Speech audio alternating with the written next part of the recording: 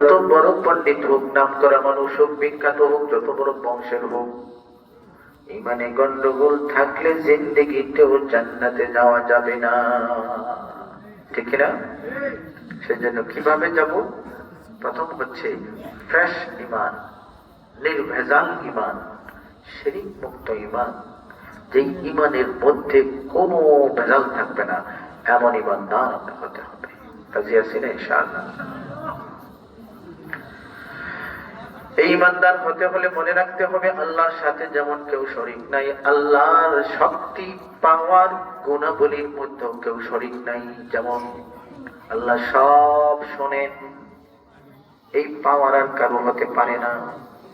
আল্লাহ সব দেখেন, এই পাওয়ার আর কারো হতে পারে না। আল্লাহ সব জানেন, এই পাওয়ার কোনো মাখলুকের হতে পারে না।